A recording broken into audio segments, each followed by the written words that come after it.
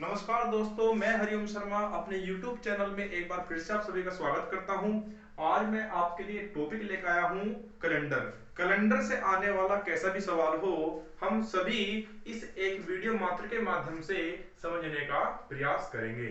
यदि आपको मेरे द्वारा बताई गई जानकारी अच्छी लगे तो वीडियो को लाइक कीजिएगा, ज्यादा से ज्यादा चैनल को सब्सक्राइब कीजिएगा और वीडियो को शेयर कीजिएगा। देखिए, आज जो आपका टॉपिक कैलेंडर शुरू होने वाला है, इससे आने वाला कैसा भी सवाल हो, चाहे आपसे डेट दे या ना दे, बिना डेट के भी कौन सा दिन था, क्या 200 वर्ष पूर्व हो, 300 वर्ष पूर्व हो या आने वाला, सभी इस कॉन्सेप्ट के माध्यम से हम सीखने का प्रयास करें।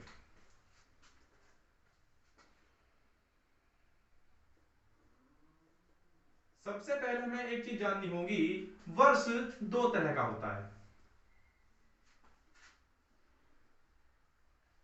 सामान्य वर्ष व लीप वर्ष। सामान्य वर्ष में साल में 365 दिन होते हैं और लीप वर्ष में साल में 366 दिन होते हैं। कारण क्या है इसका? देखो, जो हमारा सूर्य है, सूर्य की परिक्रमा करती है हमारी पृथ्वी। पृथ्वी को जितना समय सूर्य की एक परिक्रमा करने में लगता है, उसी को एक साल की अवधि का नाम दिया जाता है। पृथ्वी को सूर्य की एक परिक्रमा करने में 365 दिन 5 घंटे 48 मिनट व 46 सेकंड का समय लगता है, या कहे लगभग 365 दिन व 6 घंटे। अब ये 6 घंटे जुड़कर आपके प्रत्येक 4 साल बाद एक दिन का रूप ले लेता है, और इसी कारण प्रत्येक 4 वर्ष बाद साल में 366 दिन होते हैं। अब देखना हमारा कॉन्सेप्ट कहां पे काम करेगा। यदि मैं बात करूं सामान्य वर्ष में एक साल में कितने सप्ताह होते हैं और लीप वर्ष में एक साल में कितने सप्ताह होते हैं। सप्ताह में 7 दिन होते हैं। जब 365 को भाग करेंगे 7 से तो कट का आएगा हमारा 52 सप्ताह व 1 दिन। यदि 366 दिन यानी लीप वर्ष की बात की जाए, 7 से भाग करने पर 52 सप्ताह 2 दिन। ध्यान से देखने वाली बात यह है कि सामान्य वर्ष में सप्ताह से अलग अतिरिक्त दिनों की संख्या 1 होती है, और लीप ईयर में, लीप वर्ष में साल में 52 सप्ताह से अलग अतिरिक्त दिनों की संख्या 2 होती है। यही हमारा आगे चल के कॉन्सेप्ट बनेगा, जिसके माध्यम से हम सभी सवाल करेंगे। अब प्रश्न ये उठता है कि सामान्य वर्ष और लीप वर्ष की पहचान कैसे करें। यदि मैं कोई भी सन लूं 1960, अब ये देखना हो कि एक सामान्य वर्ष है या लीप वर्ष है। सामान्य वर्ष होगा तो इसमें 365 दिन होंगे और लीप वर्ष होगा तो 366 दिन होंगे। पहचान करने के लिए दिए गए सन को 4 से भाग करते हैं। यदि 4 से यह पूरी तरह कट जाता है तो यह एक लीप वर्ष होगा, और 4 से नहीं कटता है तो यह सामान्य वर्ष होगा। जैसे देखेंगे हम, 4 से 15 चौका 60, ये 15-12 पूरा कट जाएगा। लास्ट के 2 अंकों को भाग करके देखना है, बस पूरी संख्या को भाग करने की जरूरत नहीं है। यदि पूरी तरह कटता है तो यह क्या है, एक लीप वर्ष है। और यदि बात करें एक सन लें कि 1971, 4 से भाग करने पर यह पूरी तरह नहीं कटेगा। यदि नहीं कटेगा तो यह होगा सामान्य वर्ष। तो ध्यान रखना है, साल को 4 से भाग करके हम पता लगा सकते हैं कि साल में 366 दिन थे या 365 दिन थे, लीप वर्ष था या सामान्य वर्ष था। यह बात है साल की।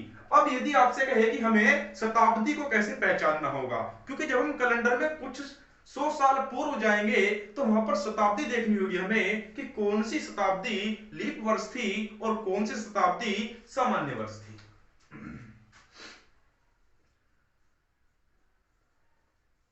शताब्दी को देखने के लिए ध्यान रखेंगे, साल को देखने के लिए 4 से भाग करते हैं और शताब्दी को देखने के लिए 400 से भाग करेंगे।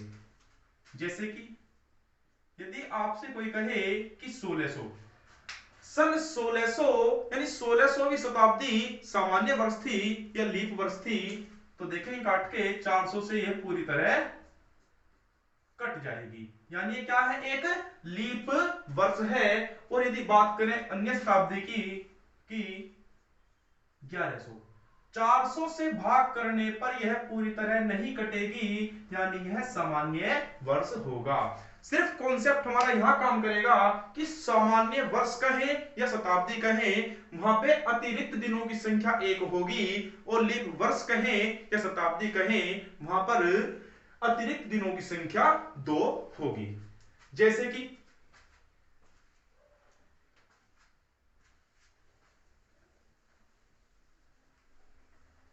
अब पहले शताब्दी निकालना सीखेंगे।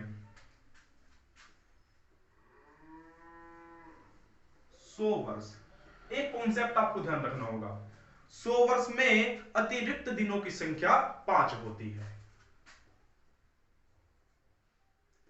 यदि बात हो 200 वर्ष, यहां पर अतिरिक्त दिनों की संख्या 5 और 5 कितना हो जाएगा, 10 हो जाएगी। परंतु 10 दिनों की संख्या है, यहां पे हमारा एक सप्ताह निकल सकता है। अब हम इसे जब 7 से भाग करेंगे तो 3 हमारा शेष बचेगा, यानी अतिरिक्त दिनों की संख्या कितनी होगी, 3 होगी। 100 साल में अतिरिक्त दिनों की संख्या 5 होगी और 200 वर्ष में इनकी संख्या 3 होगी। बात की जाए 300 वर्ष, तो एक साल में 5 है, तो 300 वर्ष में कितने हो जाएंगे तुम्हारे, 100 साल में 5 है अतिरिक्त दिन, 300 साल में कितने हो जाएंगे आपके, 15 हो जाएंगे। और 15 को 7 से भाग करने पर एक शेष बचता है, यानी अतिरिक्त दिन की संख्या 1 होगी। 400 वर्ष, 5 चौक 20 प्लस 1। अब ये प्लस 1 किस लिए किया है, क्योंकि प्रत्येक 4 साल बाद एक क्या होता है, लीप ईयर होता है, इसलिए अतिरिक्त दिन की संख्या 1 जुड़ जाएगी। 20 और 1 हो जाएगा 21, और 21 को 7 से भाग करने पर यह पूरी तरह कट जाएगा, 0 शेष बचेगा, इसलिए यहां पर अतिरिक्त दिनों की संख्या 0 होगी। इसी श्रेणी में आपको याद रखना है, 400 के बाद 800 के बाद 1200 के बाद 1600 वर्षों में अतिरिक्त दिनों की संख्या क्या होगी, 0 होगी। और जहां हमें निकालना हो, ज्ञात करना हो, तो 100 वर्ष में 5 अतिरिक्त दिन होते हैं, उसी की सहायता से साल में गुना करके 7 से भाग करके भी हम इनके अतिरिक्त दिनों की संख्या को ज्ञात कर सकते हैं। अब परीक्षा में हमें किस तरह के सवाल फेस करने हैं वो देखते हैं हम एक बार।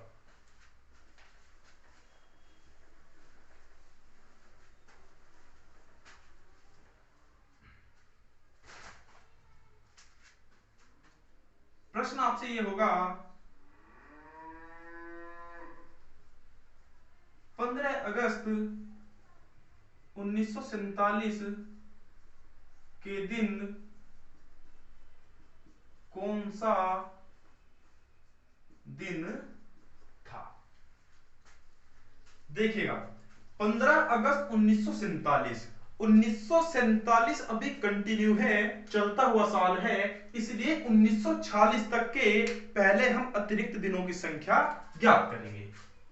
अब 1946 को हम कैसे तोड़ सकते हैं, इसे मैं 1600 प्लस 300 प्लस 40 के रूप में लिख सकता हूं। 1600 में अतिरिक्त दिनों की संख्या कितनी होगी, 0, प्लस 300 में अतिरिक्त दिनों की संख्या कितनी होगी, 1 होगी। अब आपका बचा 46, इस 46 में हमें ये देखना होगा कि यहाँ पर कितने लीप ईयर हैं और कितने सामान्य ईयर हैं, इसलिए 46 को 4 से भाग करें। 4 से भाग करने पर 11 चौक 44, 11 बार कटेगा, बाकी शेष बचेगा। अब ये 11 आपके लीप ईयर हैं और एक लीप ईयर में 2 अतिरिक्त दिन होते हैं, इसलिए लीप ईयर की संख्या को 2 से गुना करेंगे। 11 दूनी 22 प्लस, अब 46 कुल वर्ष थे आपके, 11 आपके लीप ईयर हैं, यानी कि सामान्य वर्ष कितने होंगे? सामान्य वर्ष की संख्या कितनी होगी? 46 में से 11 घटा देंगे, माइनस कर देंगे, बचे 35। और एक सामान्य वर्ष में एक ही अतिरिक्त दिन होता है, इसलिए यहां पे 35 को जोड़ देंगे। इससे अलग अब आपका बचा, अब देखिए 35 को सामान्य वर्ष यहां पे जोड़ने के बाद हमें ये चीज चेक करनी होगी कि 15 अगस्त 1947 तक कितने दिन साल के हो चुके थे। सबसे पहले देखना होगा 1947 एक सामान्य वर्ष था या एक लीप वर्ष था। 47 को 4 से भाग करने पर हमें यह पता लगता है कि यह 4 से नहीं कटेगा, इसलिए यह एक सामान्य वर्ष है। सामान्य वर्ष में फरवरी 29 दिन की होती है और लीप वर्ष में फरवरी सॉरी सामान्य वर्ष में फरवरी 28 दिन की होगी और लीप वर्ष में फरवरी 29 दिन की होती है। इसी के आधार पर अब 2 तरीके हैं आपके पास। अगस्त हम ये देखेंगे कि दिसंबर के ज्यादा पास है या जनवरी के ज्यादा पास है। देखेंगे हम कि अगस्त आपका 9वां महीना है जो दिसंबर के ज्यादा पास है, इसलिए पीछे से दिनों की संख्या को घटा लेंगे। जैसे सामान्य वर्ष में दिनों की संख्या 365 होती है, इसलिए यहां पे देखेंगे 15 अगस्त 1947 तक कितने दिन हो चुके थे, इसलिए पीछे से देखेंगे हम। जैसे कि दिसंबर कितने की होती है? 31 दिन की, नवंबर 30 दिन की, आपका अक्टूबर 31, सितंबर 30 और अगस्त 31 दिन का अगस्त का महीना होता है। 15 दिन आपके हो चुके हैं, तो शेष दिनों की संख्या कितनी है? 16। सभी को जोड़कर देख लेंगे, 6 और 2 8, 3 3 6, 3 9 3 12 और 1 13, 138। अब ये 138 दिन शेष बच रहे हैं, इसलिए 365 में से 138 दिन घटाने के बाद हमें यह प्राप्त होगा कि कितने दिन इस वर्ष के हो चुके हैं, इसलिए 138 घटा देंगे। 15 में से 8 गए 7, यहाँ बचा 2 और यहाँ पे 2, यानी 227। 227वां दिन है ये, इसलिए 227 को यहाँ जोड़ देंगे। सभी को जोड़ के देखेंगे कितना प्राप्त होगा। 7 और 5 12 और 2 14 और 1 15 का 5 हासिल 1, 2 और 1 3 और 3 6 और 2 8 और 2 285। ये जो आपको 285 संख्या प्राप्त हुई है, इस 285 को 7 से भाग करेंगे।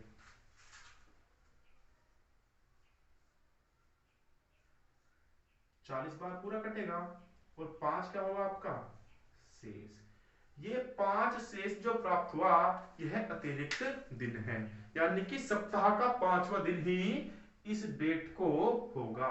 जैसे कि आप देखना, एक कॉन्सेप्ट ध्यान रखेंगे कि सप्ताह की शुरुआत हमेशा सोमवार से होती है और अंतिम दिन रविवार होता है। इसलिए आप देख सकते हो 5वां दिन क्या होगा आपका? सोमवार, मंगलवार, बुधवार, बृहस्पतिवार और शुक्रवार। तो आपका उत्तर हो जाएगा शुक्रवार। उम्मीद करता हूं वीडियो आपको अच्छी लगेगी। वीडियो थोड़ी लंबी हो रही है, इसी वजह से इस एक सवाल पे मैं आज वीडियो को समाप्त करता हूं और अगले पार्ट में इसी की प्रैक्टिस के लिए कैलेंडर की काफी सारे सवाल लेकर के आऊंगा मैं। यदि वीडियो अच्छा लगे तो लाइक कीजिएगा, वीडियो को, चैनल को सब्सक्राइब कीजिएगा और ज्यादा से ज्यादा अपने दोस्तों में शेयर कीजिएगा। धन्यवाद।